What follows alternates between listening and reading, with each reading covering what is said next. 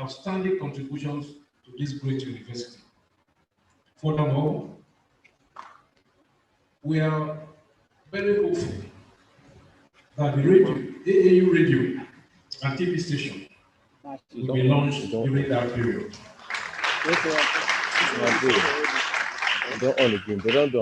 Just to announce to you that the International Conference Center and Student Center is complete and is ready for handing over to the university in the next 2 weeks. Once again, I want to thank Professor General for placing the Department of Medical and Biosciences and the Faculty of Basic Medical Sciences on the map of the inaugural lectures. I want to congratulate the family, the children, the mentors, the mentees, the friends, and well-wishers on this great occasion. As he ascends the zenith of academic endeavor. Once again, I say thank you for listening.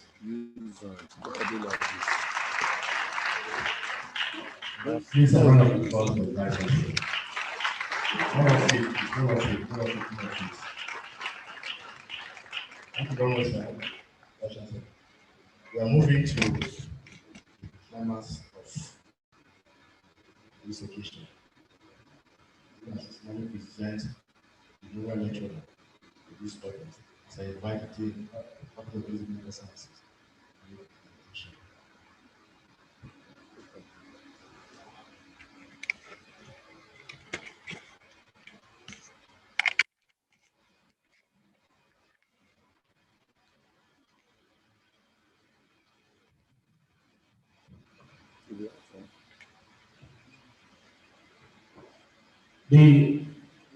The Vice Chancellor and distinguished guests,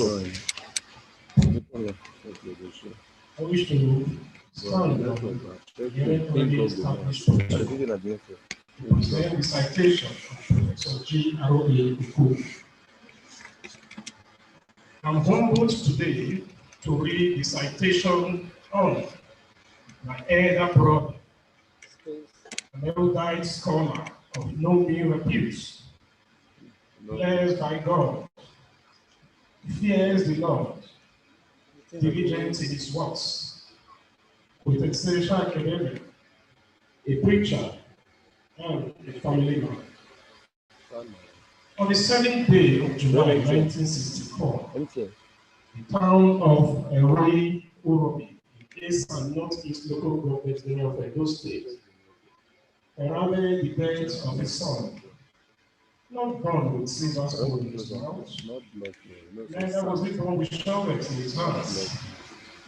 He attended the Wato Grammar School, Ewato, in Edo State, where he obtained his West African School Certificate in 1982. Then proceeded to Edo College, Benin City, to obtain his Higher School Certificate, HSC, in 1984. He holds an associate diploma, Institute of Medical Laboratory Science of Nigeria, AILMS, Chemical Pathology Option, from the University of Jos and Jos University Teaching Hospital in 1989, and became a fellow of the Medical Laboratory Science Council of Nigeria, FLSCN, Parasitology Option, 2003. Professor Okugu was not yet done. He expanded his academic horizon to further pursue and obtain the fellowship of the West African College of Medical Laboratory Science, FWACLMS. Prior to this, in 1997, Professor G.R.A. Okugu pursued and obtained his postgraduate diploma in medical laboratory science from the Imo State University of Benin, and then the postgraduate diploma in business with project management technology from the Federal University of Technology, Owerri, in 1999, before opting for a master's degree in medical parasitology and entomology of the Imo State University, Not done in his quest for continuous self-development and academic pursuit, he again proceeded for a second master's degree, this time Master of Business Administration, MBA degree in Business and Project Management Technology from the Federal University of Technology, Imo State. In the year 2004, he took a notch further by being awarded a PhD in Medical Parasitology and Entomology from Imo State University, Owerri, after intensive doctoral research. He joined the services of Ambrose Saleh University, Ekpoma, as a lecturer, grade 1, in the year 2001, and by dint of hard work and commitment, rose through the ranks to the position of a professor in October 2010. He has held many academic and administrative positions within and outside the university, among which are Head, Department of Medical Laboratory Science, Ambrose Saleh University Senate Representative in Appointments and Promotion Committee, AMPC, Academic, All Master Basic Medical Hostel, Senate Representative in University Health Services Committee of Council, Faculty Representative in Senate Faculty of Basic Medical Sciences, Member, Business Committee of Senate, Sub-Dean, Faculty of Basic Medical Sciences, Acting Head, Department of Medical Laboratory Science, Head of Unit, Medical Research and Diagnostic Laboratory of the Department of Medical Lab Sciences, College of Medicine, Chairman, Examination Committee, Department of Medical Laboratory Science, Ambrose Saleh University, Ekpoma. He was a member, Graduate Board, School of Postgraduate Studies, Ambrose Saleh University, Ekpoma, and is a consultant to the WHO, World Health Organization, on born vector diseases, as well as the member Tropical Disease Research Arm of the WHO. I think we should clap for him.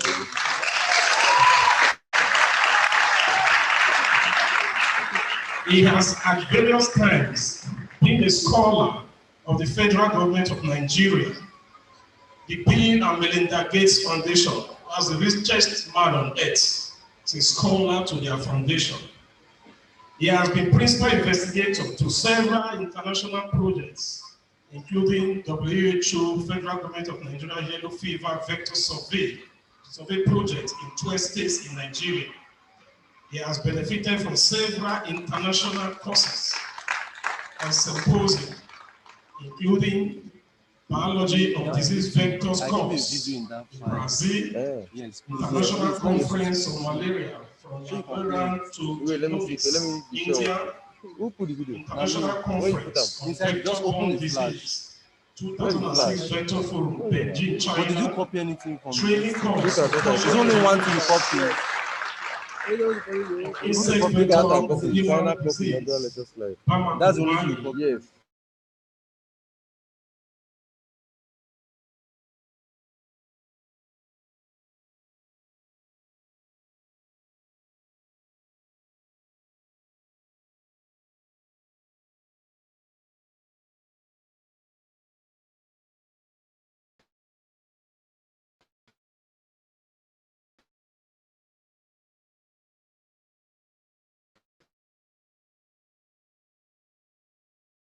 To mention a few. Scholarly publications in highly reputable local, national, and international academic and professional journals. He parades an army of mentees, having supervised 15 PhD students and over 70 MSc students, aside the numerous undergraduate supervisions. Some of his mentees are already professors. Professor Medike is here from his mentees, already professor. Prof owns a patent in the design, production, and marketing of clean discs a 10-team multi-sensitivity case for anti-bio program, cross-continental research work for the federal government of Nigeria and the World Health Organization, has made its initials GRA to fit into an acronym for Government Reserve Academic. He is currently the Deputy Provost, College of Medicine, and Rosalie University, and is also an adjunct professor to the University of Medical Sciences, Ondo State.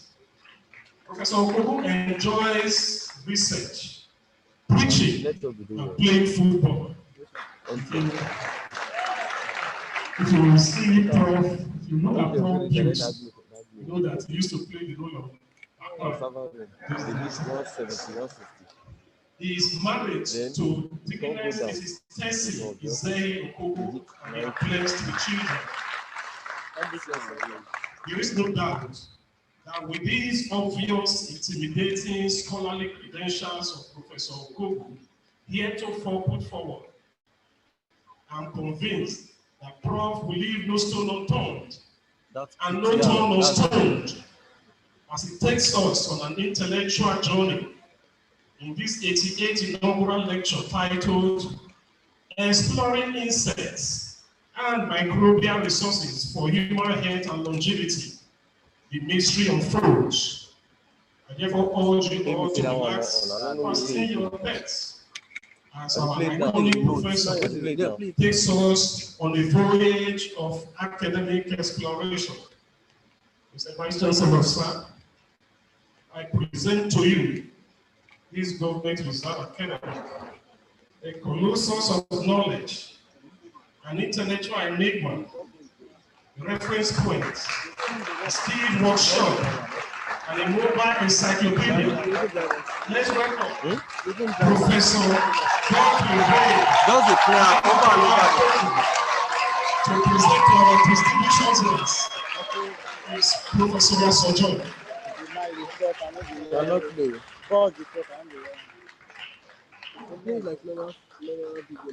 Thank you very much.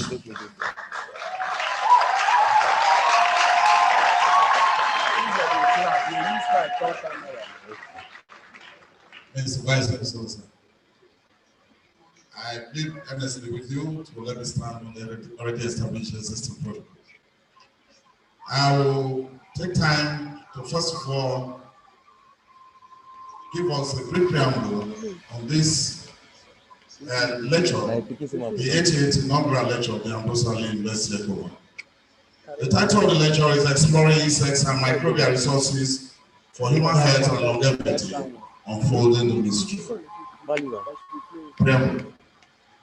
The journey of life begins at birth, marked by cry and struggle for survival. The journey between birth and death is delicately laden by a series of intricately woven events, dotted with life battles and marked by ups and downs, wins and losses, success and failures, love and hate, sorrows and joy. The win some, lose some characteristics of the battle end with returning empty as we came empty from our maker. In between, the intense struggle is cheered by the sages and guided by our maker, who desire that we fear not as we tread the winding path only to be remembered for the things we did. So, Mr. Vice Chancellor, I count it all joy to be invited to present this 88th inaugural lecture series of the Ambrosial University Ecowa. The journey of my life is dotted and centrally marked with the providence of God, whose abiding grace to a wretch like me made all the amazing difference. My early childhood education started at the Apostolic School, Naiwe Primary School, Rumi, under the Apostolic Church, where my mother worshipped God.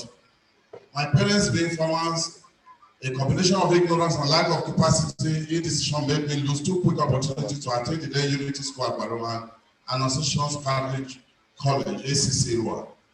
Despite having passed the entrance examinations and given the admission letter and prospectus, undaunted, I sought and was admitted into the newly established Ewatu Grammar School, Ewatu. As a pioneer student, I served as a school prefect from class 1 to 5. I won 7 prizes at the graduation ceremony and prize giving day. I had an opportunity to be promised being taken to the School of Telecommunication Sociology by one of the guests who attended the graduation ceremony. But the letter never really came despite the efforts. A pharmacist serving at the then General Hospital Rumi, who also attended the event, invited me to his office where he made a very lasting impression on my young mind on becoming a pharmacist, a scientist. Okay, Jane. After a brief stint teaching at Agba Grammar School, Rumi, I proceeded to the higher school certificate program of the Edmond College, Benin City. I gained admission thereafter into the Federal Ministry of Health sponsored Federal School of Medical Laboratory Science in Jutes, so Juniors, for the much needed scholarship for higher education at the time. I obtained the associate membership of the Medical Laboratory Science Council of Nigeria, and that story of all the attempts at picking one paper here or the other in an attempt to acquire skill has been told by the man who introduced me. I want to say, I have just concluded my MSc degree when I visited the Ambosali University. It was a time that Professor D. Agolaho was Vice Chancellor. I, as the secretary to that organization committee of the ABIA 2001 Scientific Conference, wanted to invite him to give a sub-team lecture at the conference, and only to note that they were dearly in need of staff at the Department of Medical Laboratory Science. It was then that I wrote an application and submitted and was appointed. That is where this history started to this chair that I celebrate today.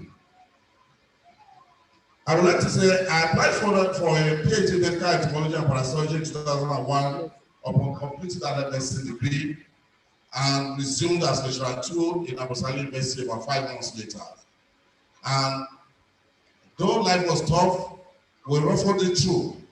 And it's always better for those who strike harder when it gets more difficult. Yes. I waited till 2003 to be interviewed for the appointment I had entered in 2001. But even at that, it was cancelled. And I had already obtained my PhD and been awarded and had my fellowship in 2005 before I was eventually interviewed. And my appointment as lecturer 1 confirmed. I subsequently got promoted to be a senior lecturer in 2004, a reader in 2007, and a full professorial chair in 2010, a chair I cherish and celebrate today. Mr. Vice Chancellor, I profess medical entomology and parasitology from the Department of Medical Laboratory Science. In the next 1 hour or so, permit me to take us through the complexities of issues that define the Nigerian environment of health today. So let's explore insects and microbial resources as instruments for human health and longevity. I plan to unfold the mystery. The 88th inaugural lecture of Ambosali University, therefore, is exploring insects and other microbial resources for human health and longevity. The lecture is divided into 4 sessions. Session 1 introduces the subject of human health, longevity, and leading causes of death in Nigeria. Session 2 examines the critical points in my research and conclusion analysis to issues of human health and longevity, while Session 3 discusses the intent of the maker, the microbes, their benefit and uses. Session 4 concludes the lecture with exploration of longevity determinants and suggestions for changing the narratives in Nigeria. The introduction. Medical laboratory science, my profession, is proudly the oracle of modern medicine. It entails the utilization of tissues, blood, body fluids, and excrements for diagnosis of diseases and their causative agents. The profession is the fastest developing medical field and includes basic clinical fields as chemical pathology, hematology and blood transfusion science, histopathology and cytology, immunology and immunochemistry, medical microbiology, which entails medical aspects of bacteriology, parasitology, applied entomology, oncology, virology, and their bioinformatics to translational proteomics.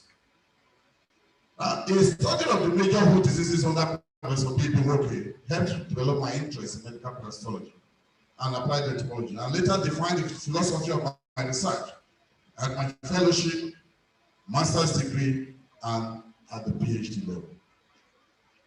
The further describing the outlook of my research in medical laboratory science is due to the number of training institutions that I've been, and having had the opportunity to do both master's, PhD, and all the fellowships in entomology and parasitology, I had earlier started my career in chemical pathology, so it broadened my horizon. I also attended the 18th WHO TDRO-sponsored Allied Biology of Disease Vectors in Manans, Brazil, that was organized by John Hopkins Bloomberg Malaria Research Institute, the 4th regional training course on functional genomics of mosquito vectors of human diseases in Mali, Bamako. As introduced, I attended the molecular evolution and driving force in vector-borne diseases under Bill and Melinda Gates sponsorship at Breckenridge in Colorado, USA. The WHO TDRO training course on bioinformatics tools for comparative genomics. I was twice there in South Africa, Zambia, in 2007 or 2008. And so it defined an outlook of such that is broad, related to all aspects and all fields in medical laboratory science. Now, I intend first to let us know what human health and quality of life, including lifestyle and mental health, it has become a critical issue of important discourse across Nigeria. One of the major reasons is that the definition of Nigeria at various times suits the definition people chose to give it. A rich nation with poor people, World Bank Star 7, a well-endowed people that became the poverty capital of the world, a nation at war with itself in peacetime, a people with far higher than above average human capital development index, but often led by its legs rather than the head, a paradox of beauty, now near pari, sprawling in its own inflicted shape. Reflections on human health and longevity, Mr. Vice Chancellor, have usually gone beyond acknowledging the brevity of human life and have included thinking about methods to extend life. People generally want to live long. Longevity has been a topic for the scientific community as well as the non-scientific community, if not mankind in general, because every human being desires good health and desires to live long. So, I'm exploring insects first. The fundamental place of insects and microbes at the essence of life is depicted by their existence and availability at the onset of human creation or evolution. That can be found in Genesis chapter 2, verse 6. The microbial colonization of humans began at birth or immediately thereafter. The presence of bacteria in placenta, amniotic cavity, umbilical cord, and meconium suggested that the dynamics of and complex process of infant microbiota colonization may have already started in utero. Concurrently, the host response to these microbes during early life manifests during development of an otherwise hitherto immature immune system. The human gut microbiome, which comprises an extremely diverse and complex community of microorganisms inhabiting the intestinal tract, keep on fluctuating during different stages of life. More so, gut microbiota configuration define both health and diseases in human beings.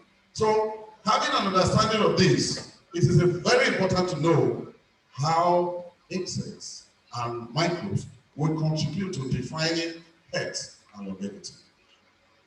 The genetic lifestyle factors, including diet, antibiotics, and other drugs, and exposure to the natural environment affect the composition of the microbiota, which influences host health through modulation of interactive physiological system.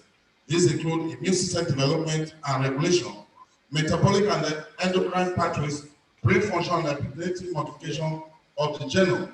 Importantly, parental microbiota have transgenerational impact on the health of their progeny. So, humans, animals, and plants share similar relations with microbes when it comes to health and longevity. Life is a process that extends from birth to death, And life is defined by a complex set of activities in between. On the other hand, death is the ultimate depletion of human capital. The basis of individual longevity and population life expectancy is death. And also, it is the determinant of individual and population longevity and the amount of healthy and productive life years one is meant to enjoy. Longevity, on the other hand, which is a key issue in this lecture, is a term used to refer to long-lived members of any population. Life expectancy defined statistically as the average number of years remaining at a given age.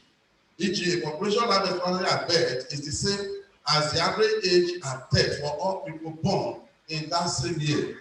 So, longevity is best thought of as a term for general audience, meaning typical length of life. And specific statistical definition may be applied where necessary. But it is important that everyone understand that longevity do not just come, it is created. Now, longevity has been a topic for the scientific community as well as the non-scientific community, if not mankind in general, because every human desires longevity in good health. Various factors contribute to an individual longevity. Significant factors in life expectancy include gender, genetics, access to healthcare, hygiene, diet, and nutrition, exercise, lifestyle, and crime rates. Longevity in Nigeria. I want us to take a look at some of the statistics that define longevity in Nigeria. According to WHO 2018, life expectancy in Nigeria is male 54.7 years, female 55.7 years. So total life expectancy average for in Nigeria is 55.2 years. We give Nigeria a world life expectancy ranking of 178 out of 180 countries that are ranked. And that did not just come. That was built to be by our attitudes, our methods, our investments, and that's actually what we're meant to explore in this lecture. In WHO 2018 records the first 3 leading causes of death in Nigeria as of microbial origin. The leading causes of death in Nigeria can be grouped into 3 then, and they are named: 1, infectious microbes and vector-borne diseases. 2, non-communicable diseases, which include congenital, so lifestyle-induced hereditary diseases. Number 3, accidental and assault-related deaths, such as wars, social vices, suicide, and what we call one of the some of the key issues in Nigeria today. People just get kidnapped and at the end they are dead. So they are part of what defines the life expectancy in Nigeria. Now, I want to briefly explore the infectious microbe and vector-borne diseases. One of the first microbes, the etiology of the diseases, the mode of transmission, pathophysiology, prevention and management, and effect of modification, which will help us, and also contribution to all deaths per year is listed here. But I think of HIV/AIDS. HIV is caused by immunodeficiency virus, and HIV is, looking at all I've mentioned, contribute to 215,000 deaths in Nigeria per year. Now, we know there are numerous microbes. And the second, tuberculosis. Tuberculosis is brought about by mycobacterial tuberculosis and contributes to 123,000 deaths per year in Nigeria. The next is malaria. Malaria is a fish that I am interested in. So, malaria is caused by Plasmodium falciparum and transmitted by the vectors Anopheles gambiae, Anopheles funestus, Anopheles arabensis, and Anopheles monchesi. Now, malaria contributes to 300,000 deaths in Nigeria per year. Now, the next is diarrhea diseases. But before diarrhea diseases, I'd like to say Nigeria is not the only country that has vector like Anopheles. In US, there is Anopheles, but we say Anopheles without malaria. Because the infection rates in the mosquitoes in the US have reduced to such that they have learned to quarantine anybody that had the infection and treat. And so they remove it almost from the circulation. So while we continue to pamper the disease, we continue to have deaths surrounding it, and continue to wait for foreign nations to help sponsor the most minimal form of research and even treatment of the disease in our environment. The next is diarrhea diseases. Diarrhea diseases include viral, bacterial, and protozoa-related diarrhea. Diarrhea will not be in an environment that have running water that is well reticulated. 30% of microbial infections and diseases will bring about death in our land will be no more if we can just produce running water in on our roads and in our kitchen, and every part of the country having well reticulated water. And so it's our inability to manage our assets, our resources, and the water resources around us that contributes to for diarrhea 150,000 deaths in Nigeria annually. The next is meningitis, which could be of bacterial Neisseria meningitis. We also have Haemophilus influenza, Streptococcus pneumonia, and the viruses.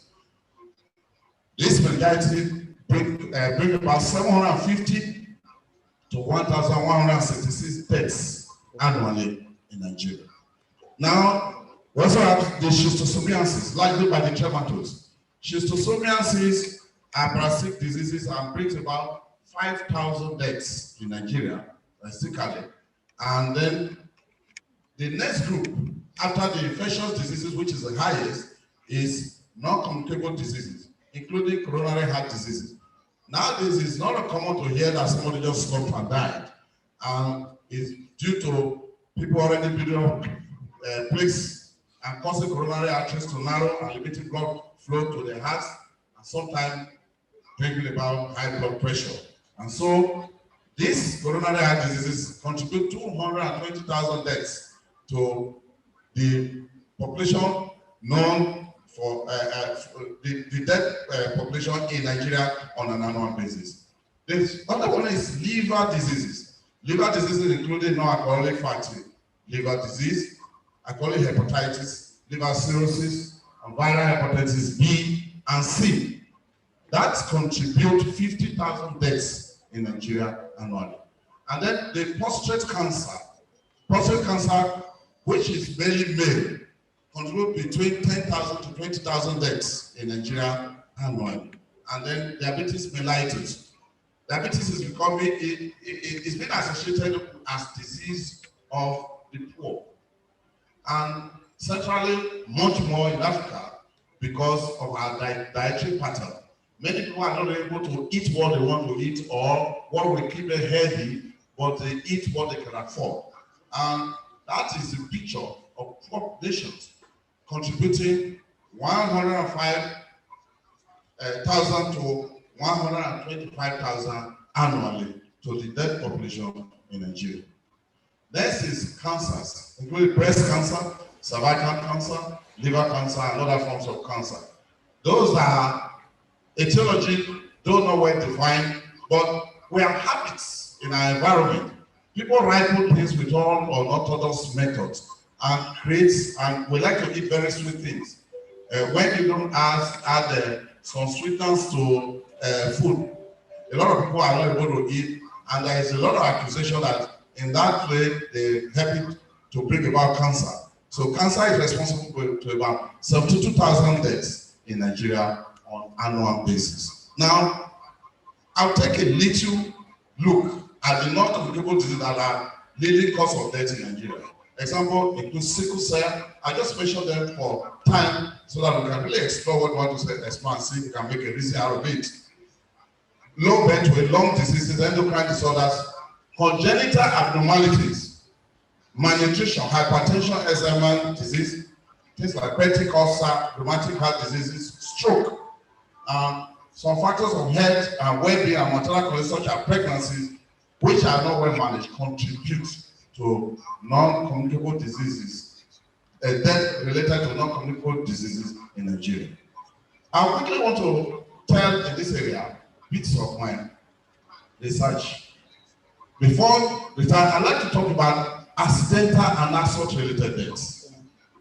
For accidental and assault-related deaths, we have road traffic accidents. Now, for road traffic accidents, it is not accidental, though we call it accidental here. It is induced by the Nigerian laxity, style of life that is associated with laxity. 90% of people that drive on Nigerian road never went to a driving school. You can just go and obtain a driver's license and drive on the road, which is not obtainable elsewhere. And so when such people get involved in road accidents, it is not supposed to be accidental. It is expected. Another thing is that we are not able to maintain potholes on our roads. We have a lot of bad roads. So the bad roads coupled with bad drivers increases our accidental deaths. And I want to give you a picture of the accidental deaths as published by the Federal Road Safety Corps. Road traffic accidents, other injuries for suicide, drowning, fire, drug use, and war. Both conventional, like we are fighting, and non-conventional, we're fighting now, and poison. According to the Nigerian Bureau of Statistics, the number of lives lost to road traffic accidents from January 2013 to June 2018 as follows. In 2013, we lost 5,539 persons. In 2014, we lost 4,430 persons. In 2015, we lost 5,400 persons. These are the recorded accidents. There are several that took place that were not recorded.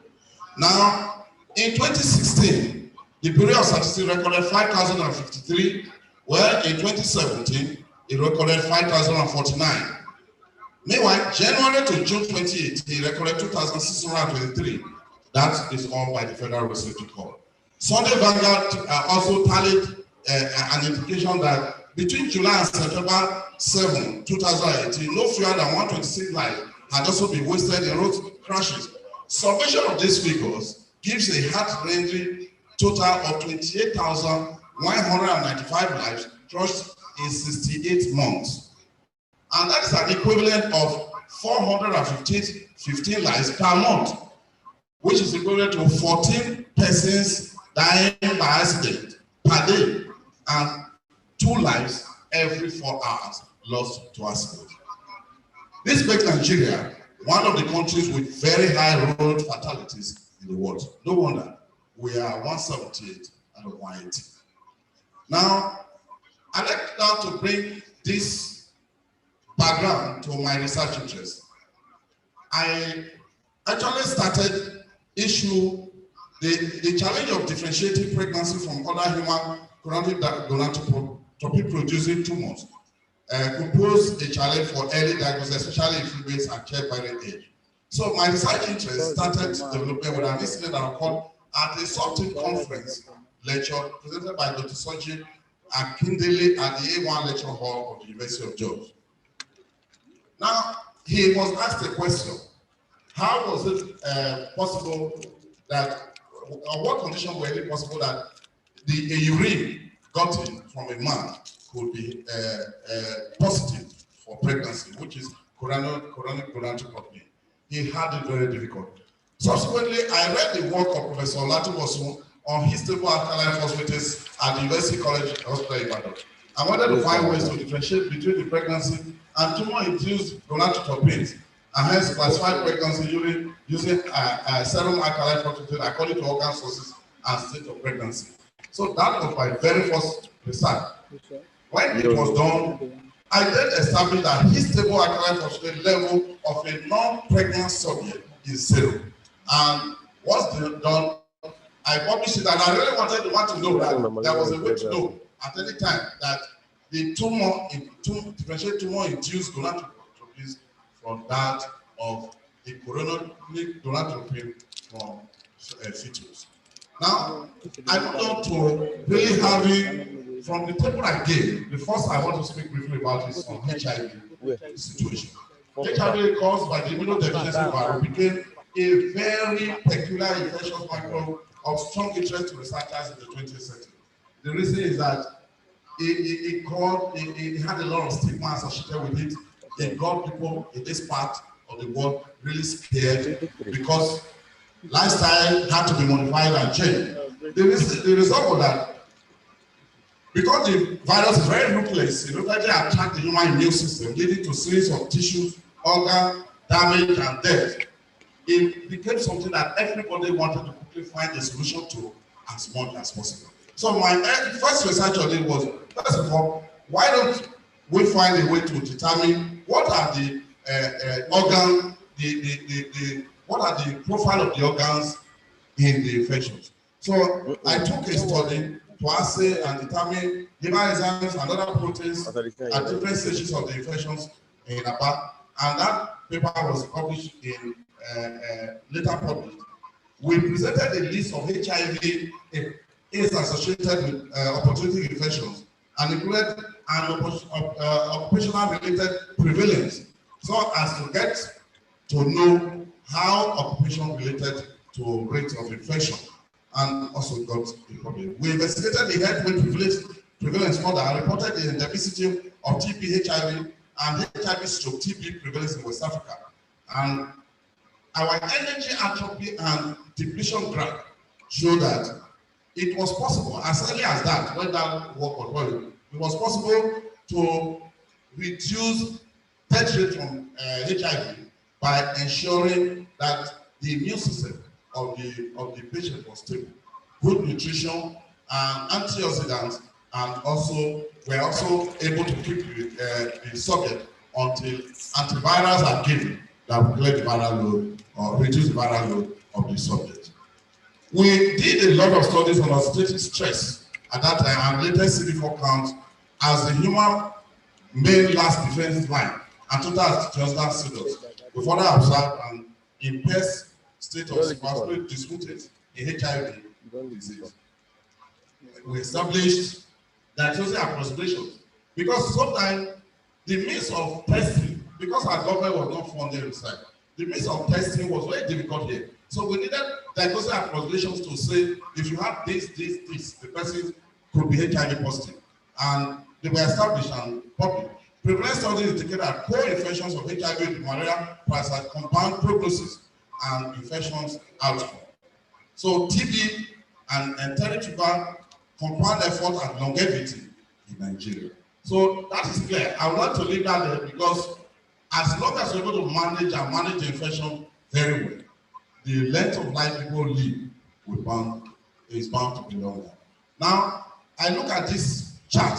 I want us to look at factors affecting health, longevity, and well-being in Nigeria. We have the healthy conditions and environment. We have psychosocial factors that may affect us. Effective health services, which we cannot always seem to be comatose in Nigeria, and also we have the healthy lifestyles. Healthy lifestyles contribute well to the quality of life, functional independence, and longevity, and well-being in general. On the other hand, if you look from below, you have risk conditions as poverty and other social issues, including dangerous work and work environment, psychosocial factors, including isolation, lack of social support, and lack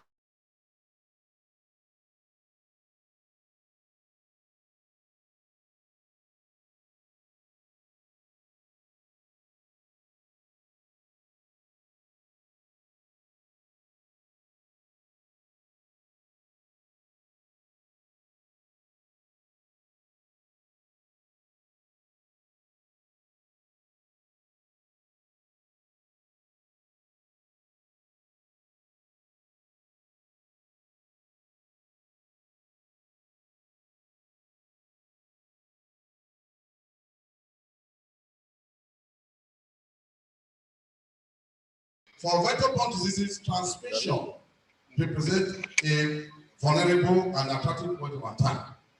Vector control remains the most generally effective measure for preventing transmission and is essential for the control of malaria, yellow fever, filariasis, trypanosomiasis, dengue, and Zika outbreak in the absence of safe and effective vaccines. But we have an issue with this. The issue with this is that there is no insectary where vectors are studied in Nigeria. In 2018, the CMD almost said was going to see where vectors can be raised to set up an insectary between the teaching hospital and the university. It's not been achieved. But then, until we have an insectary, we cannot truly study insects and their vector and what it is we could do locally within the laboratory to bring about some measure of control. A notable feature of disease vectors is the tremendous variation observed between individuals in their susceptibility to infection by the pathogen known as vectoral capacity. So, we look at this. I want us to look at this briefly. We have various microbes there, and we have pathogen and the diseases. We have vectors associated and the genus and their species. So the first cell is the flavivirus, including yellow fever, the dengue, and the Zika. Yellow fever is the most important here because we sporadically keep having outbreaks here around the Poma and some local government area of those states. The vector is mosquito, and we have Aedes and Culex. Bacteria, many of those species include Yersinia, Cassia, and Borrelia. Then protozoa, include Plasmodium, that brings about malaria, Trypanosoma, the various Trypanosoma, and then the Leishmaniasis. And then the arena viruses that are responsible for the Lassa virus and the hemorrhagic virus, then the multimamic mastocytosis, which are in the genus Moridae. So these are the key vectors of interest when we talk about controlling vector, bringing about using vector to control diseases. And as you may recall, vector-borne disease is the largest killer of man in Nigeria. Now, the malaria situation. And more commonly encountered insect mosquito is very spectacular in Africa as a whole and Nigeria in particular. The female Anopheles mosquito is the known vector of malaria parasite. Malaria has a worldwide distribution affecting people of all ages with an enormous body amounting to almost 300 to 500 million clinical cases per year. The Anopheles gambiae and Anopheles funestus mosquito were the known vectors responsible for transmission of malaria until 2004. In 2004, we did a study here in Ambosale University. And that study is on Public Library of Medicine, PubMed. And I presented it here on NIH, National Institute of Health of the US website. And what it was we found that Anopheles pseudopontipennis was another powerful vector of malaria around its land, and so publishes. And also, we did a study on live table analysis of these vectors. We did the live table analysis. We found out that the nature of the vector in this land is not what we can compare to what takes place in temperate regions, because it could be clear-footed here. Clear-footed in the sense that almost all the indices for growth are very favorable.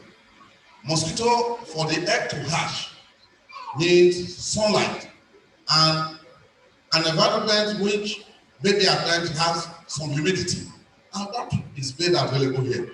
And so the prevalence of malaria remains intense, and depending on the abundance of this female Anopheles species, the propensity of the mosquito to bite becomes high. The rate at which it bites is higher. Its longevity and the rate of development of the plasmodium parasite inside the mosquito is faster. So what ought to be done about this is combination control. But no country outside is ready to fund combination control, because in the developed part of the world where malaria was a problem at the time, what was done was simply they did combination control spray, gave prophylactic, control breeding sites, and they did four forms of combination control. And if you do that consistently for 3 months, you will eliminate malaria from the area. We've had a lot of proposals on this issue, but unfortunately, Nigeria do not sponsor, we don't have a system for sponsoring such research that will bring about total control of its effect. We're waiting for funding, probably from the US, and they're not ready for this for now. In the study on epidemiology, there are agents and cost of management of pediatric malaria in Nigeria, tertiary hospital, published in the Journal of Vector-Borne Diseases. We looked at number of pediatrics, 5,356 pediatric patients were looked at. And when on slide, there were 5,100 of them, which was 95.2%, were confirmed positive by slide. Of these, 4,119, which is 80.8%, were aged 0 to 6 years. Of them, and they spent an average of 6 days on hospital bed for management. At the time, over 22 million naira was spent for them to treat malaria. And some of the below average Nigerians spend about 25% of their income managing malaria, which if controlled will liberate them and make them free to spend funds on what they really needed. Now, we also have this work published on, it's on PubMed, and it's here stamped on the NIH site.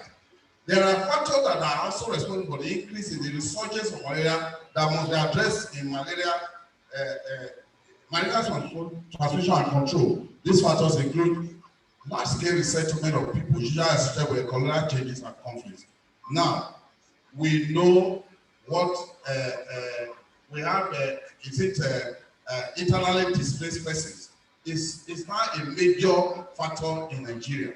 And to environmental degradation, environmental modification, they all bring about increase in the number of vectors.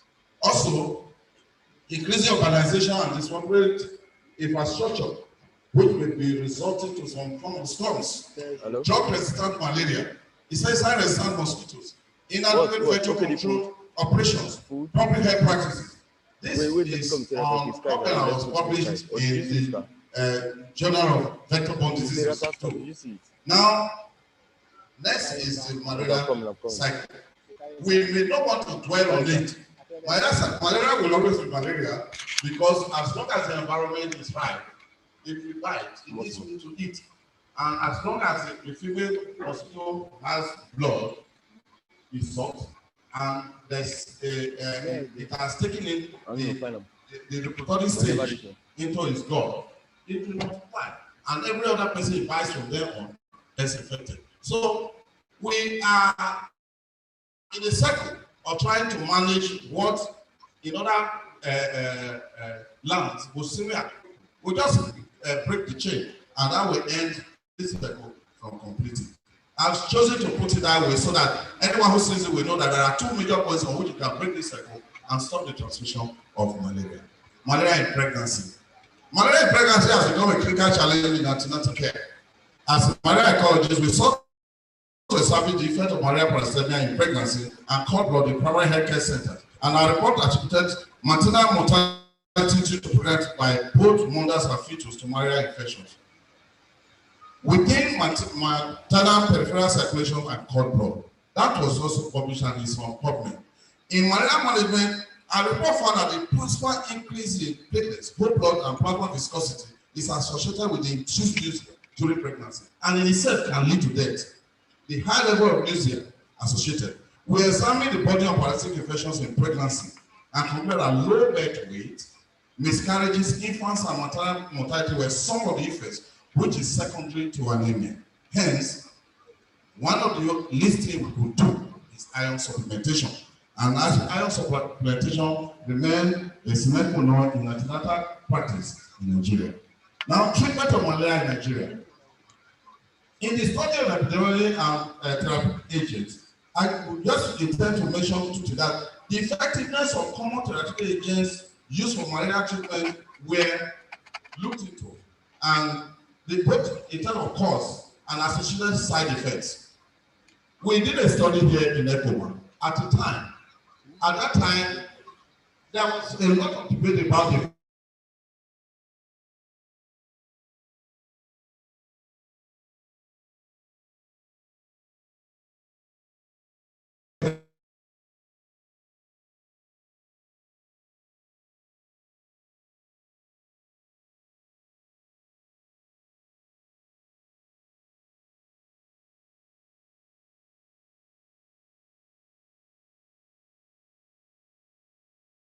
and 60%. no one exceeded 60%.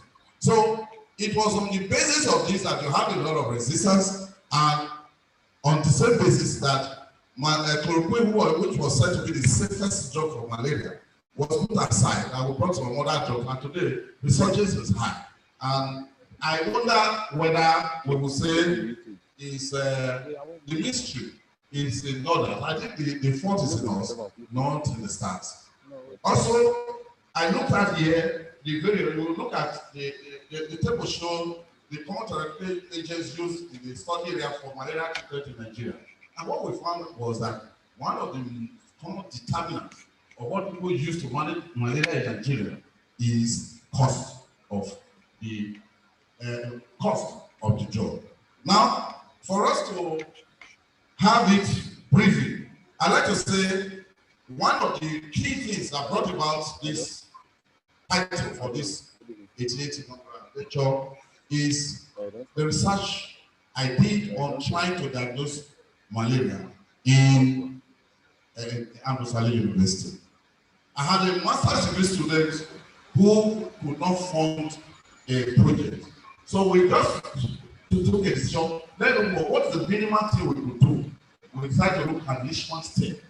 Leishman stain is the commonest stain in the laboratory for staining the red blood cells, the platelet, and also to see malaria in the slides. So we bought Leishman stain and we started just adjusting the ratio of the Leishman powder to the other phenol, liquefied phenol, which is the other component of the stain. We discovered a Leishman stain that could take 1 hour, 1.5 hours to stain. We needed to shorten it and find the least possible time. We came to a point that we can do Leishman stain for 5 minutes and get a clearer picture. The approximation we did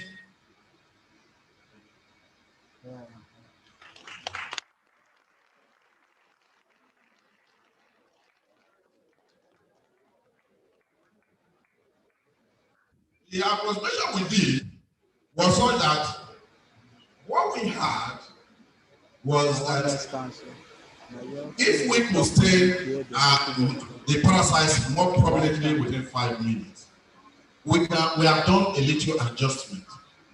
We published it in the British Journal, and it was actually in the editing process that they told us the mystery unfolds. And I chose, from that day, to have this lecture on unfolding the mystery regarding our health. Now, that mystery was unfolding because we just articulated and managed the timing and the proportion of the two determinants of what the state could produce. I also look at the mystery of managing, for example, in terms of road accidents, the quality of roads and the quality of drivers for a period of 5 years. And I'm sure we will speak differently. The narratives will be very different. That research is what we have there, British Journal of Medicine and Medical Research. And to further, one of the key areas where I explored is ecology of mosquitoes. One of the most cited authors in Nigeria on the ecology of mosquitoes, because I studied the ecology of mosquitoes from Midwestern Nigeria, and they are all on those research are on the NIH and PubMed. What we needed to do was to have a profile of all mosquitoes and list out the possible vector-borne diseases. And that work actually led to a grant I had with WHO in 2007 to search for vectors of yellow fever in 12 states of Nigeria. And when the work was done, the report of that work is the NCDC that we have today. Because on the presentation of the report of that study at the Hill Station Hotel in Jos, Professor Tomori really spoke hard on our recommendation. The recommendation was that we must have a way of exploring and a center that will give information on diseases in Nigeria, like what we had in Nigeria, in the US. I had just visited the American Center for Disease Control at that time and reported. And luckily, about a year later, we were told that the report was adopted by WHO, sent to the Nigerian government, and the Nigerian government had adopted it, and the center was established. Now, because of the and trying to make sure we get wrong with the COVID environment, I want to talk briefly on yellow fever. Yellow fever, the original viral hemorrhagic fever, is one of the most feared lethal diseases before the development of an effective vaccine. The law we have today is that there is a vaccine. And the fact that there is a vaccine means that we must endeavor to take advantage of that vaccination. But there's a mystery. Thinking about yellow fever still contributing so much to the death population in Nigeria. I traveled to South America and had to go through South Africa. I had taken yellow fever vaccination in ISCH and I had my card. But there was something we didn't do. They didn't fix the batch number of the vaccine. So at the South African airport, what they took the yellow fever card and it was not consistent with what they said was the standard. I was quarantined. They had to give me, I paid $120 to get another yellow fever vaccine. Spent 2 extra days before I could go to where I was going. The effect is this, that it was possible for somebody to have just collected some money in the Nigerian airport, collect $100 and let you go. But in South Africa, what the intent is, no matter what it is that you are capable of paying, until the correcting is done, you will not be free. So that's one of the mysteries that is leading to our system collapsing on a daily basis. The picture you have there is the life cycle of yellow fever. The life cycle of yellow fever has the jungle yellow fever, the serrative or semi-urban yellow fever, and the urban yellow fever. So what I'm saying is that it is possible to eliminate this by vaccination. So the fault is not in our staff, the fault is in us. Because completely we are dealing with it. Then the coronavirus. For the coronavirus, I've said COVID-19, the novel coronavirus is a new strain that has not been previously identified in humans. We all have a current information on COVID. But what I want to say is our current COVID-19 research efforts are ongoing and under non-disclosure agreement. Because we must respect the non-disclosure agreement, it stands not disclosed. Now, for filariasis, everyone recently had that so much of the ivermectin being mentioned in the treatment of COVID. Filariasis is a group of tropical diseases linked by the development within the body of adult women and the Wuchereria bankruptcy. We all see the various species and see the resultant effect. Now, it is possible to eliminate the vector because it's vector-borne. If you block the vector in the transmission chain, you will eliminate the disease completely. So we have them published here, and I'm not going to spend time on that because I have to get through with this. But let me mention one or two things about sleeping sickness. I collaborated with TURI and Co and the Indian Medical Research Center on the human African tracheostomy or sleep sickness. And what we had was that we had an interest at that time on livestock. Tracheostomy is one of the major diseases that is bringing low productivity in livestock in Nigeria. And what we have the brucine and we needed tribal tolerant ones. In the research, we discovered that the female cattle may be more tribal tolerant, and it was proven to be more tribal tolerant in Africa than others. And as of this time, we still have no means of completely eliminating it except we do vector control. So vector control remains a resounding statement in control of these diseases in Nigeria. Now, critical points in microbes. I like to say that the critical point in microbial infectious analysis is to guarantee longevity should be prevention first before the critical point of treatment, because treatment sometimes comes with its own challenges, such as resistance and unavailability. So in effect, what the key things here is we must keep organizations up to date and continue to do the basic things requested, washing of hands up to, prepare and handle food carefully, be careful around all wild animals, avoid insect bites, and protect oneself in terms of sexual relationships. Now, we're going to leave out because the Nigerian government is not yet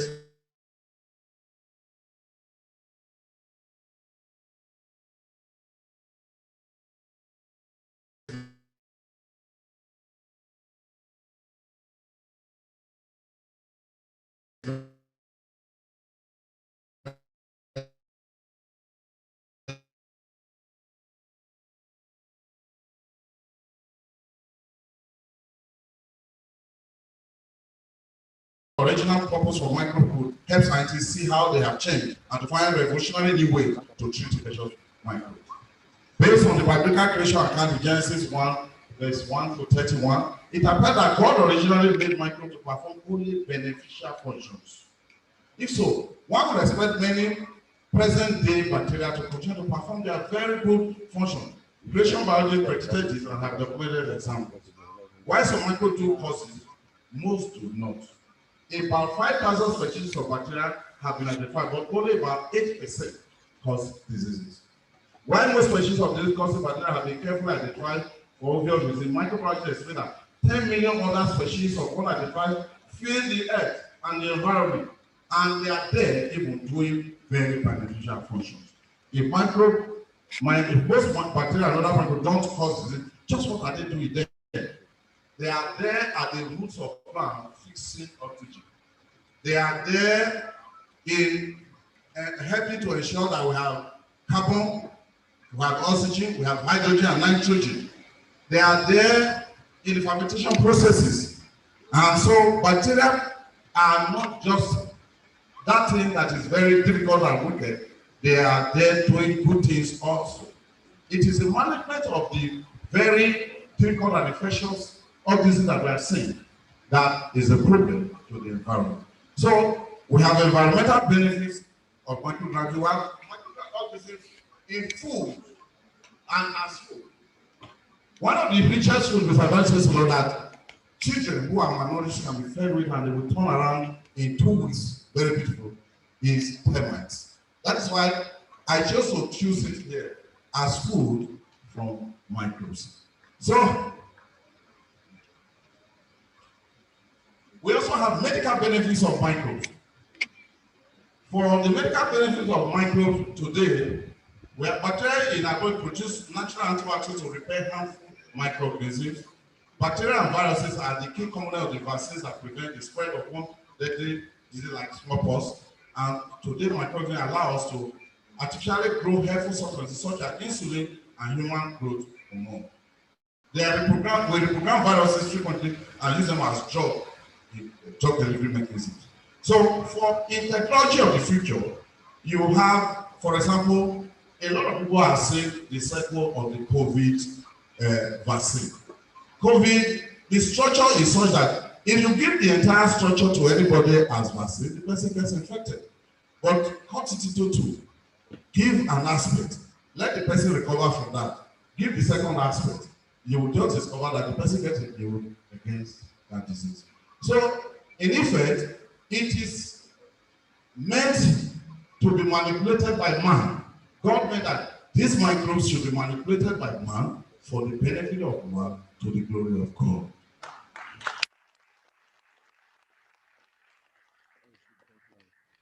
In trying to conclude this lecture, I'd like to say one such organism I would always want us to look at is Drosophila. That organism is in abundance and it is the basis of all research in etymology and basic any today genomic study started with Drosophila because apart from its availability is very friendly. I have here insect vectors are tools for improving human health and longevity. So indeed, insect vectors are tools for improving human health and longevity. I'd like to mention this contribution to non-communicable disease detrimental to longevity. I had an opportunity of doing a study for Professor Oria of the Department of Electrical Engineering of my university. Professor Oria probably came from a native place where there were some herbal products. So he took them to NAFDAC and they wanted somebody to look into them for him. I did, but before then, I had Ibere also in Europe. Okay, what was his product? Is Colanitida. Colanitida is a common adjunct we use. So they have shared forms of it, and they add a few ingredients and make them available. So it was when a chemistry student of the University of Ilorin wrote him, he came with it to seek ways of improving it, that it helped it in kidney. So the charcoal form assisted, and I decided to do a liquefied form on sicklers. The rotation of sickle cell on sicklers was wonderful. If we got to a point that we discovered that it is one of the drugs that you could, one of the things you could give to them and improve the rotation of their red cell and capacity to absorb oxygen and prevent sickling. But at the point of getting an MRI machine to identify the structure, because unless the structure is identified, you can't go for that. It is just that you know that it can do this, but how to bring out the structure and now convince the world that this is what this does, it can be produced in the laboratory, and we originally have the products around us, became stalled because unless you take it abroad. That's why one of my key suggestions in research in Nigeria is that Nigeria should stop begging people outside this country from funding basic research. I was in India, I was in Bangladesh, I've been in several countries of the world. No country allows you to fund basic research. The Anopheles Gambia I've been working with here is $150 in US to buy from them. Anopheles Gambia that is very common here, they said advisors. Because they keep them, they have them there. But because we gave them our own version and they take them, we are not able to get it unless you pay for it. So producing something near basic to be able to keep it is the option. Now, I want to conclude this lecture by saying that vector is not, the vector we have is not only food, but they help longevity. You will see this picture of roasted edible worms. These roasted edible worms are highly nutritious. Take time to assay them. You discover that it is one of the things we always want to have. And as a result, there is an expected food pattern for health and longevity. And the expected food pattern is this. One, you have plants, crustaceans, insects, and proteins is what God wants us to eat. Next are fruits. After fruits are grains. After grains, you have vegetables. But when you go down it, you have selected animal proteins. Well, and that is what we call rich. Everybody that is able to eat a lot of meat here. But unfortunately, it is not really the best. And then, with less of tubers and fatty foods. Now, concept, I would like to leave this issue of the concept of wellness, which we need to work on, to tell us one thing about our having interest in the overall well-being of our people. The way to do that is that it is important that we know that personal health, our personal health and our community health affect longevity. In developed world, people will not want to poison the environment because they don't want to protect it. But in that case, we will do all kinds of things. So self-reorientation may be a practice that will help us end this battle of being at the bottom line and not with nations that are at the peak of wars that will prevent us from being seen as a people who has no brain in terms of their life and not having the capacity to develop like others. I will want to leave this issue of recommendation because it's in the book for everyone to read. But the sex, I like to say, I make recommendation for the which I worked. So I want to say we should set national, state, local, and individual priorities on health and environment and implement them. Individual government at all levels should develop the necessary willpower to do what is right and insist on them. Yeah. The fact depreciating value system has health and environmental implication. I tell you that the depreciating value of life should be arrested at the level of government by invoking its legal and military might to end banditry, kidnapping, and rape. Now, people don't see the need to do anything. Like if it is just possible for somebody to want to travel to Benin and got caught on the way, and the next thing you hear is that the person is gone. People who invest so much in their life expect to live and get the whole world, the nation and their community to reap the benefit of the effort they have made.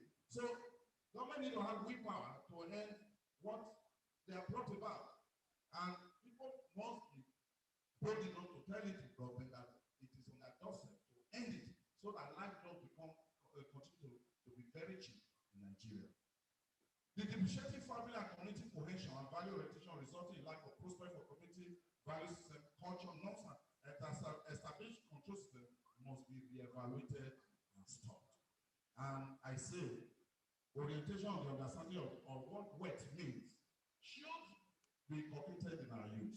Because it is what, because people don't know what wet means, that they think it's just monetary. Wet don't just have to be monetary. So, if we are going to inculcate it right, they will reason differently. Mr. Vice Chancellor,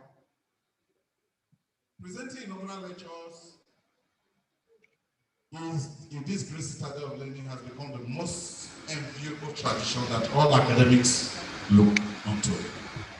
I like to say, we look up to it with great honor. No one taken the honor of coming to stand to prevent the research that we have lasted 30, 40, 50 years in a few minutes for granted. It is only God who, having led the forefathers of this institution to establish it, have helped us to get it going. So the founding fathers of this institution have bestowed it on all deserving learned scholars as an opportunity to share their academic, professional, industrial, and field experiences, works, and research findings in the form of organized lectures within the university community as a testimonial to their contribution to the community, nation, academic world in general. The opportunity to be the celebrant of this professional and academic harvest of this 88th inaugural lecture will I cherish for a long time.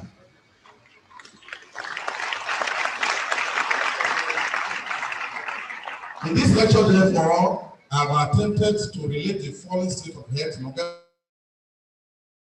and their determinant to the individual Nigerian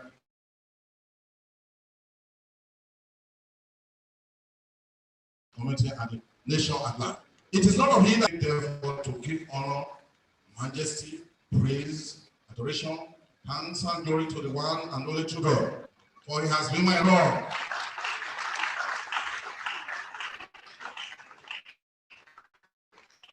He has indeed been my shield, my shepherd, my strong tower, my guide, my hedge, and my bridge, yet the light unto my path and lamp unto my feet. I take refuge in the presence of God and your spirit guidance as my teacher, counselor, and comforter, as I daily look unto and look into Jesus, the author and finisher of my faith.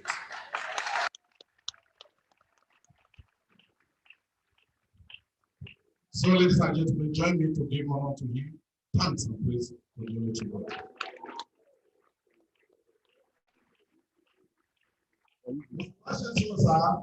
Please permit me also at this point to thank several individual friends, foes, and even adversaries who were used to shape my life and path to what it is today. Providence has made you all a source of joy to me.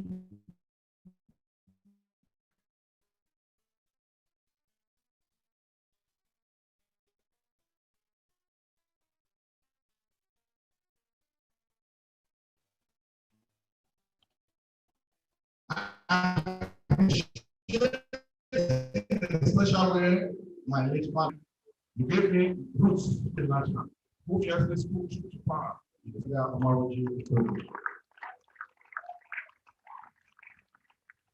Even now at 39, you personify hard work, selflessness, and a life of devotion to your America. You gave me support when I needed it most. This past year, I have always started counting God's wonderful blessings upon me with you. I deeply appreciate you now. In the name of Jesus. May you continue to grow in grace and abundant love until you meet your maker. I love you more. In the most special way, I appreciate my wife, Deaconess Teresa Isaiah, my joy and peace from God. It is very difficult for mortals to understand the things we are passing through and the joy we share today.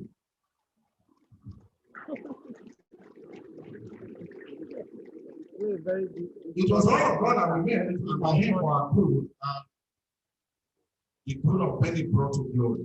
May you continue to work strong, glory, grace, and fulfill all that your Maker has written of you. I appreciate your love and care for me and the team that we appreciate. Because we got you abundantly in Jesus' name.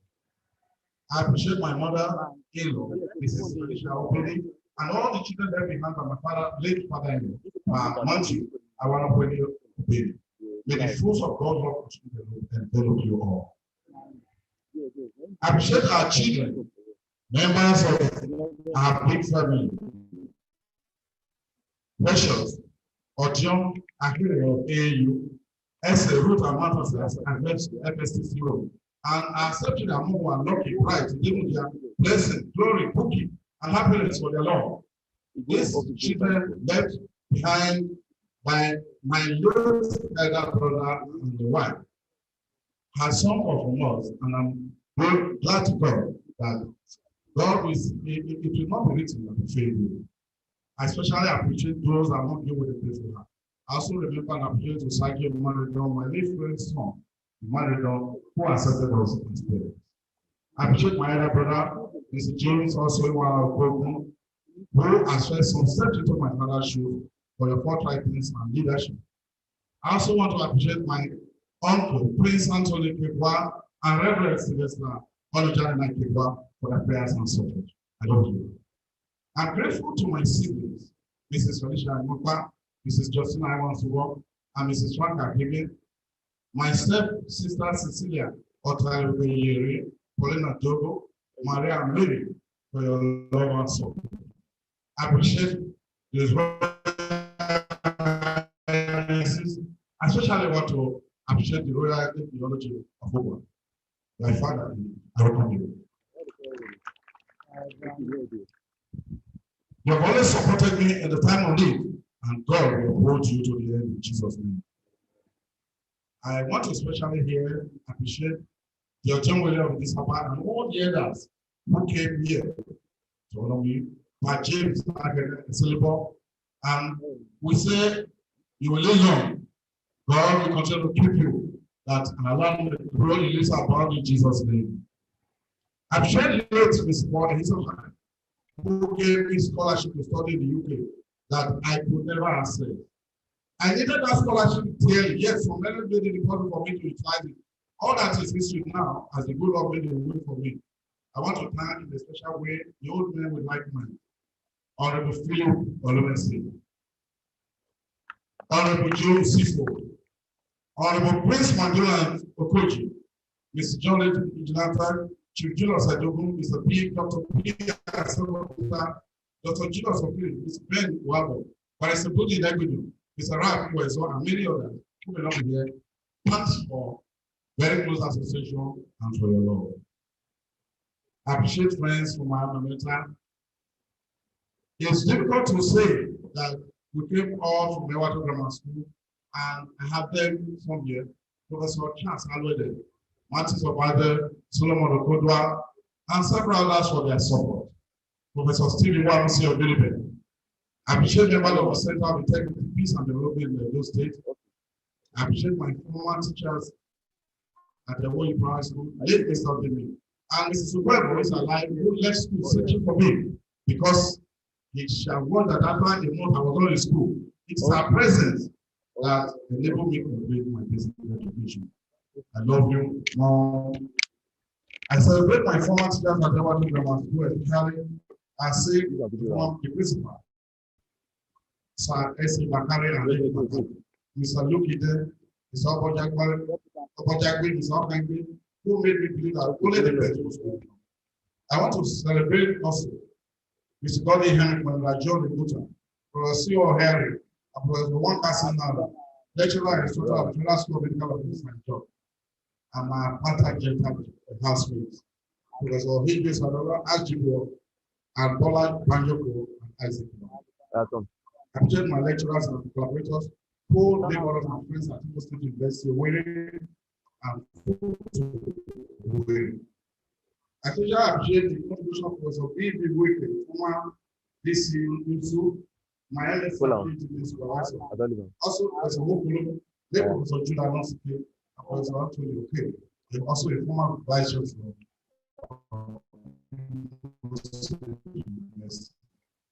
Professor Jigbe and Professor A.J. Job. To my research affiliate, Amadi Abu of Futo, Professor David Mosu of ITSU, and Professor Taswing, while Professor of Medical Management at Nigeria University, Professor Abu Ezera, Professor David, Dr. Oyibo, and Dr. Professor Ned of the University of Ohio. You stand up, small. Too fast. Okay, it's too fast. I want to especially thank my elders and members. I still appreciate Professor D and Kolahov. I thought we were able to be here. He was somewhere very good to join academic and came to his office. That brought about this chair today.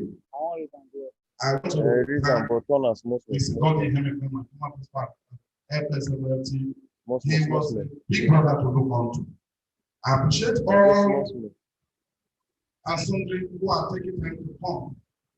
Especially appreciate the applicants of the College of Medicine, Professor GPS Yalode for his support, former Provost Professor Felix Ogogo, Professor Jiwa Kwedi, Professor Ewan Walker, and Dr. Mr. Naro for their leadership. I appreciate all the former vice presidents. From Professor T. Akulaho to Ben Agrobia, to Onyami Koko, to Professor Mr. Agbebako, and to the current vice president who revolutionized all the issues of the knowledge. We are on a steady growth, and time which lead us to a point that history will speak eloquently on the unfortunately in this place. I appreciate it for that. If at this point I will say, I want to thank you all for taking time to be here. God bless you.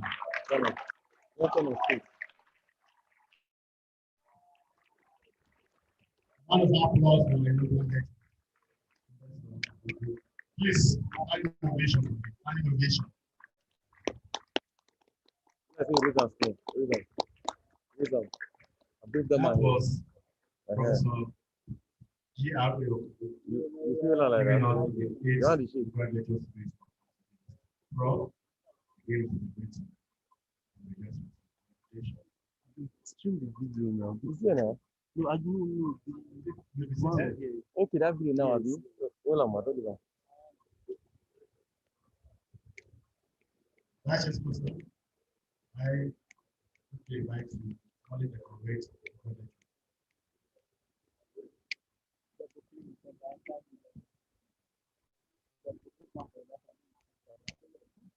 You know, this someone. I've never made it to see this.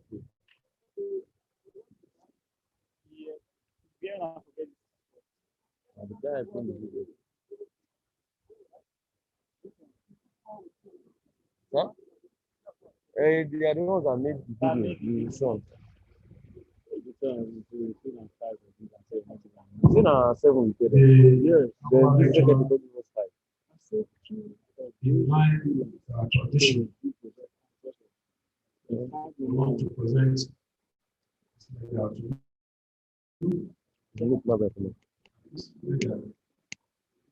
sign. Today, you have been adopted into a class of men in academics.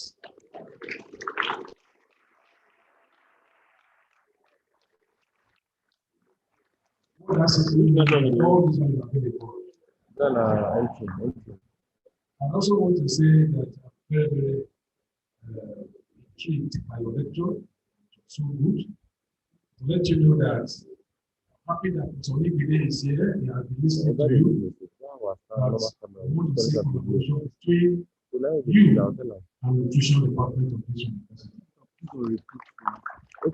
Also to say that I heard him very well. In case you don't hear him, he said the life expectancy in Nigeria is 55.2 years. In other words, if you are above 56 years, you are doing overtime. Thank you. Congratulations.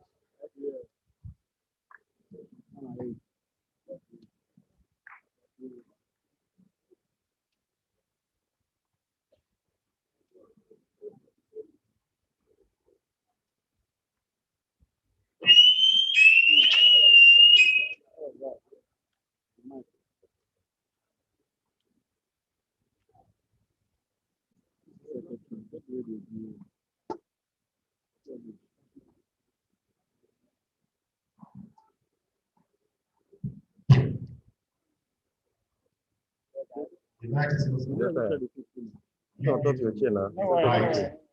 You don't share it. Never share. Now we will share from it.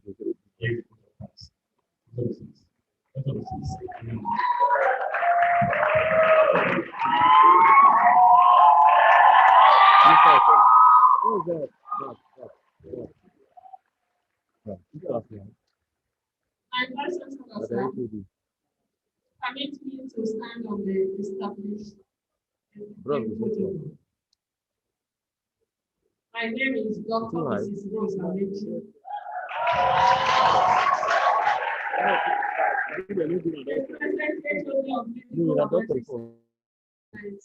On the Saleh University.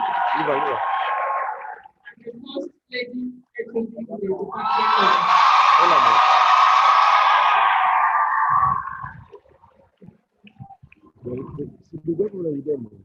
It is with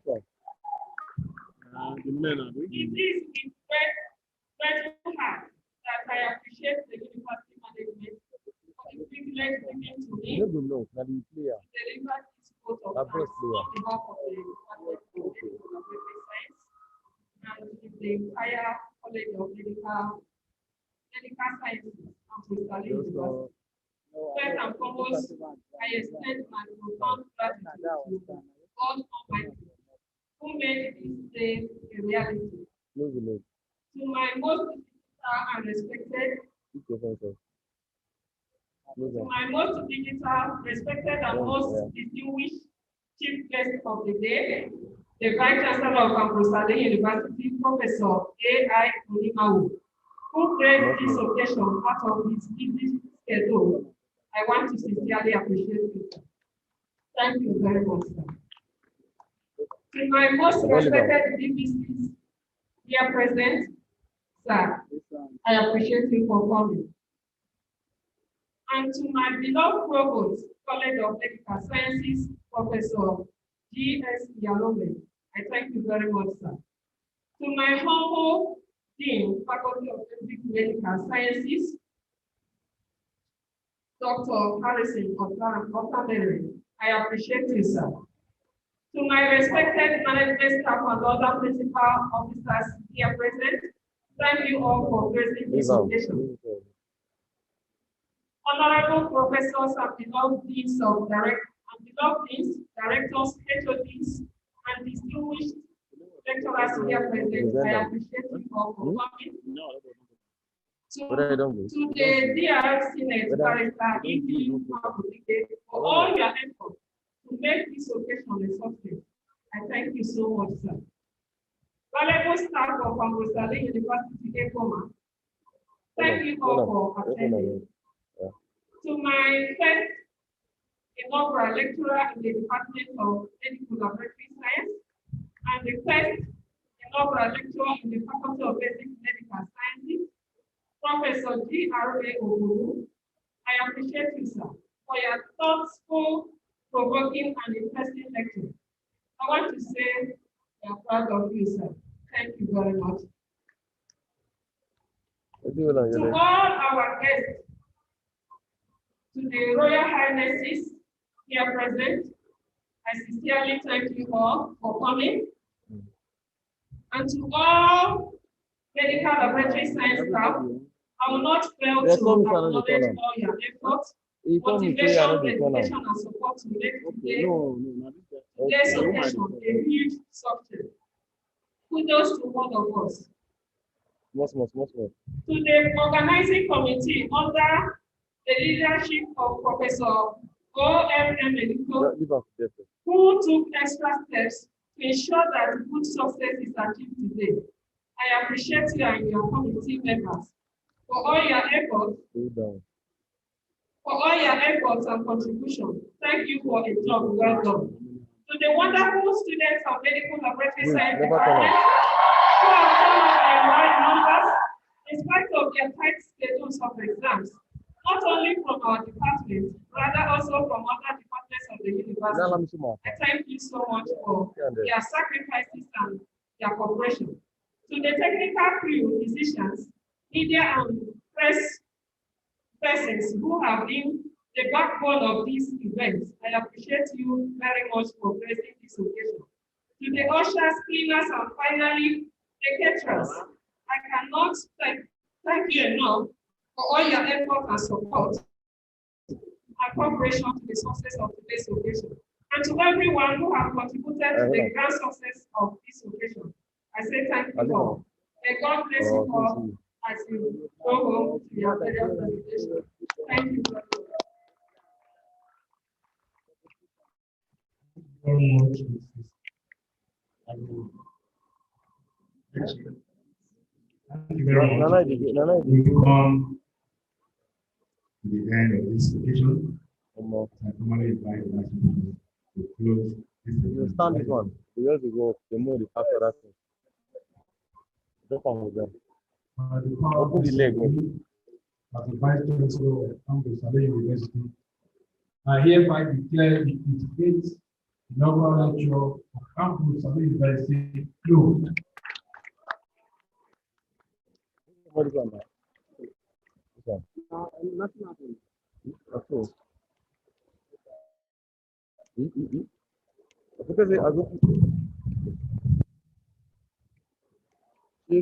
will rise as I call on Archbishop Anthony Okoso for the closing prayers. Please remember where you are. Don't destroy the protocol, please.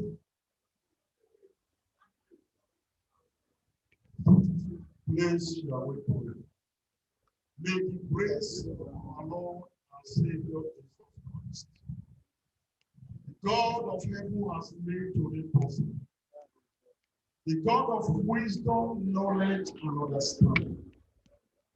The author, the creator. God who enabled his son, the professor, to give this lecture. God who enabled this university to be established. The God has always been with the management of this university. The God who has been with the Vice Chancellor and all members of the university family. Be with us, grant us traveling mercies to our expected institution now and forevermore. Amen. University anthem.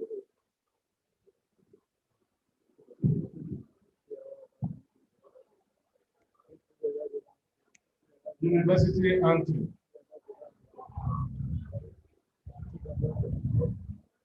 One, two, go.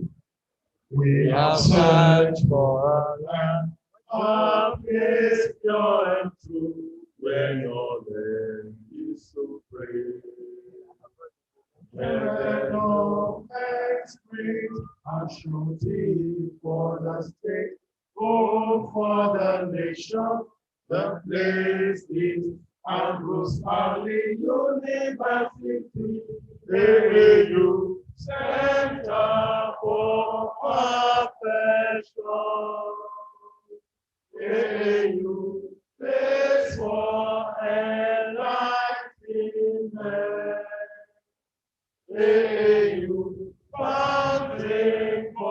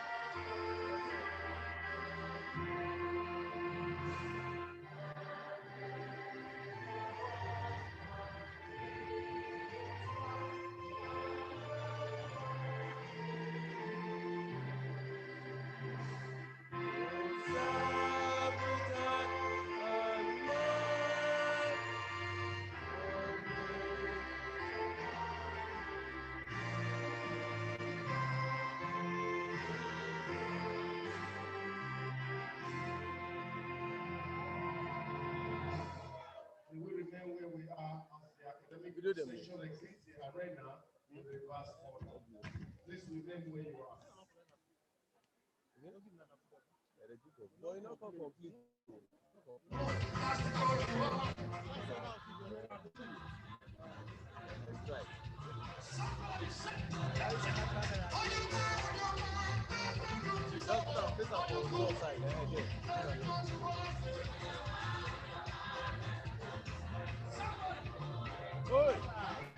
Hey! What is where the dress for me for this time?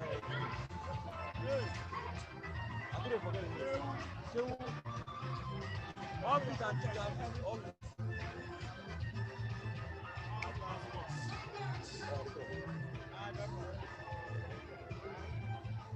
Okay, I say, hey, don't put it down.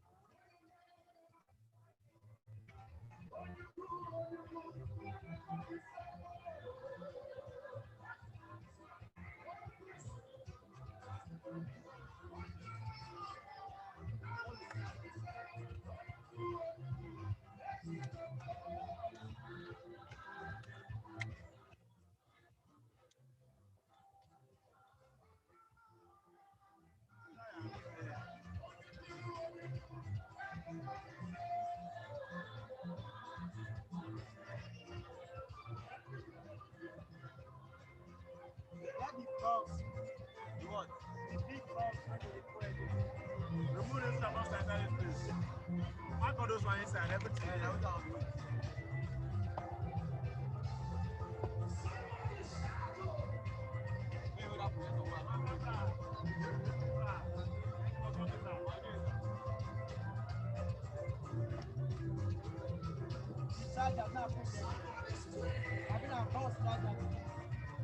Keep everything inside. That's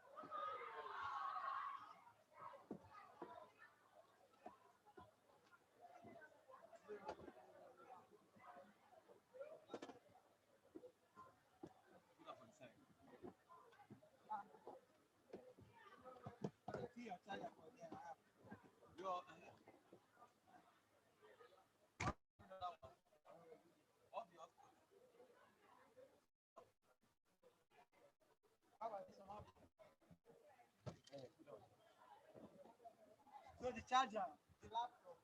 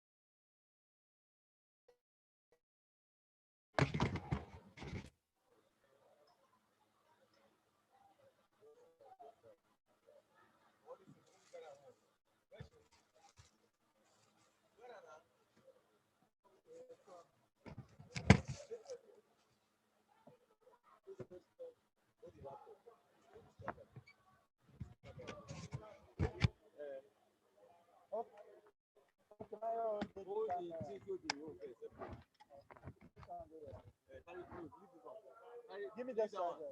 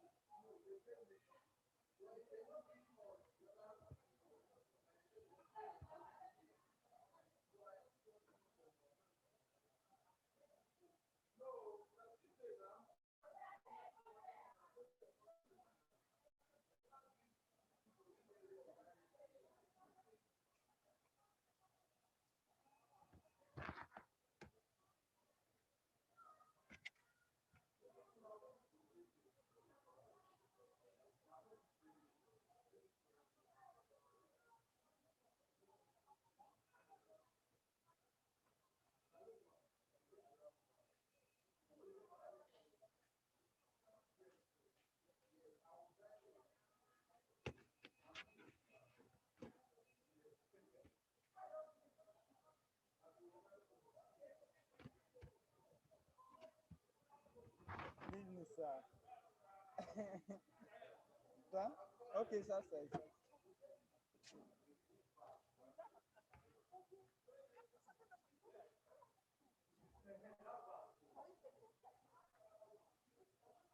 Shall we?